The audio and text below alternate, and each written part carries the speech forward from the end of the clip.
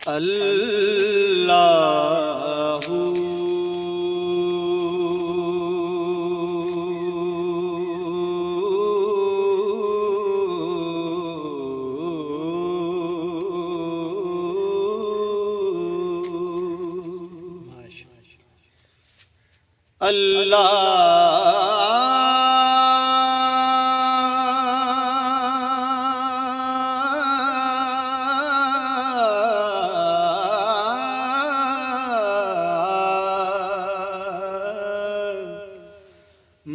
मौला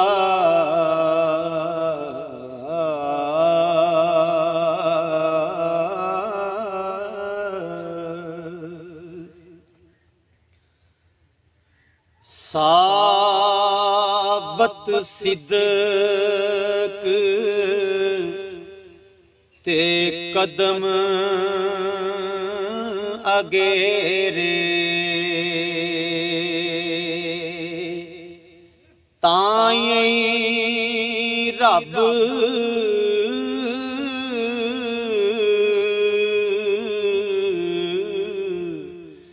लभीवे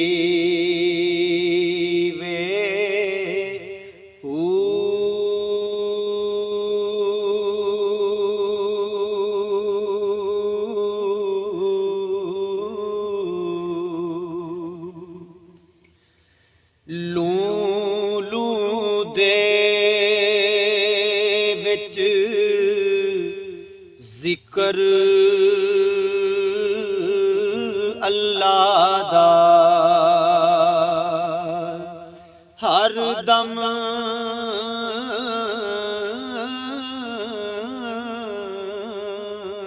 पिया पड़ी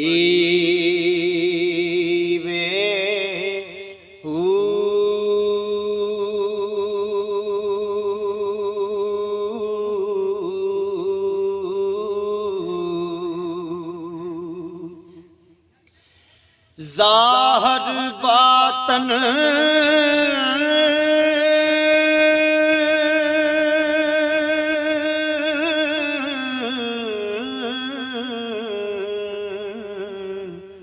ऐन अयानी ते हू प्या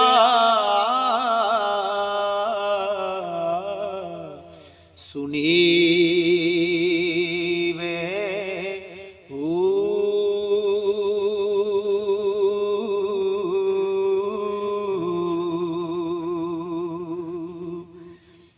नाम फकीर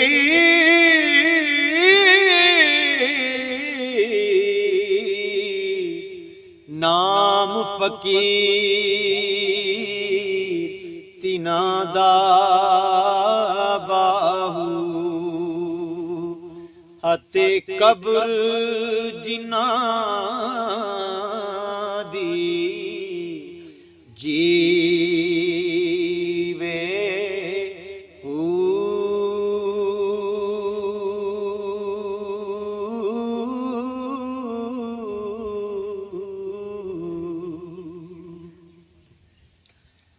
मोहतरम सामीन अज दा जिहड़ा बंद पढ़िया उम्मीद है तुहानू अच्छा लगा होगा। बड़ा खूबसूरत बंद है और इहदे च बड़े राज छुपे ने। आओ जरा इहदे ते थोड़ी जी रोशनी पाने और तुसी भी अगर कोई गल अच्छी लगे तो कमेंट के जरिए जरूर मैनू दस्सिया जे। थोड़ी जी समझने की कोशिश करने। हज़रत सुल्तान बाहू रहमतुल्लाह अलैह फरमाते ने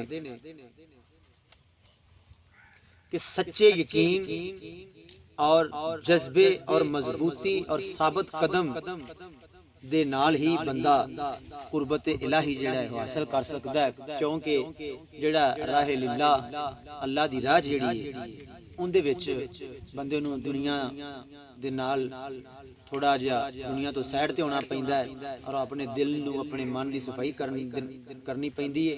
और इहदे वास्ते उहनूं अपना एक सच्चा और मजबूत इरादा लैके चलना पैंदा और साबित कदम रहना पैंदा है।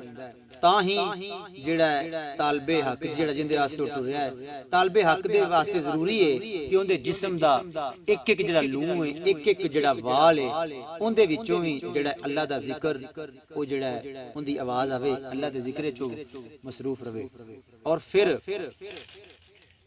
ਜ਼ਾਹਰ ਬਾਤਨ ਔਰ ਮੁਸ਼ਾਹਦੇ ਜਿਹੜੇ ਨੇ ਉਹ ਜਿਹੜਾ ਹੂ ਜ਼ਿਕਰ ਸੁਣਾਈ ਦਿੰਦਾ ਹੈ, ਸਾਲਕ ਜਿਹੜਾ ਹੈ ਆਪਣੇ ਅੰਦਰ ਬਾਹਰ ਔਰ ਅੱਖਾਂ ਦੇ ਸਾਹਮਣੇ ਜਿਹੜਾ ਹੈ ਅੱਲਾ ਦਾ ਜ਼ਿਕਰ ਜਿਹੜਾ ਹੈ ਉਹ ਉਹਨੂੰ ਚਾਹੀਦਾ ਕਿ ਮੁਸਲਸਲ ਉਹ ਸੁਣਦਾ ਔਰ ਕਰਦਾ ਰਵੇ। ਔਰ ਐਂਡ ਤੇ ਸਰਕਾਰ ਫਰਮਾਉਂਦੇ ਨੇ ਕਿ ਫਕੀਰ ਕੌਣ ਹੈ। ਇੱਕ ਬੜੀ ਵੱਡੀ ਗੱਲ ਕੀਤੀ ਕਿ ਫਕੀਰ ਹੋਏ ਕਿ ਜਿੰਦੀ ਦੁਨੀਆ ਤੋਂ ਜਾਣ ਤੋਂ ਬਾਅਦ ਜਿਹੜਾ ਕਬਰ ਵੀ ਜਿੰਦੀ ਰਵੇ। ਕਬਰ ਜਿੰਨ ਤੋਂ ਮੁਰਾਦ ਹੈ ਕਿ ਕਬਰ ਦੇ ਉੱਤੇ ਵੀ ਅੱਲਾ ਦਾ ਜ਼ਿਕਰ ਜਿਹੜਾ ਹੈ ਉਹ 24 ਘੰਟੇ ਹੁੰਦਾ ਰਵੇ। ਉਹ ਕਈ ਨਿਸ਼ਾਨੀਆਂ ਤੁਹਾਡੀਆਂ ਅੱਖਾਂ ਦੇ ਸਾਹਮਣੇ ਨੇ। ਅੱਜ ਦਾ ਕਲਾਮ ਜਿਹੜਾ ਹੈ ਅਗਰ ਤੁਹਾਨੂੰ ਅੱਛਾ ਲੱਗਾ ਤੇ ਇਹਨੂੰ ਲਾਈਕ ਤੇ ਸ਼ੇਅਰ ਜਿਹੜਾ ਉਹ ਜ਼ਰੂਰ ਕਰਿਆ ਜੇ। ਔਰ ਇਨਸ਼ਾਅੱਲਾ ਮਿਲਨੇ ਆ ਇਸ ਤੋਂ ਅਗਲੀ ਵੀਡੀਓ ਦੇ ਵਿੱਚ। ਉਦੋਂ ਤੱਕ ਤੁਹਾਡਾ ਮੇਰਾ ਅੱਲਾ ਹਾਫਿਜ਼।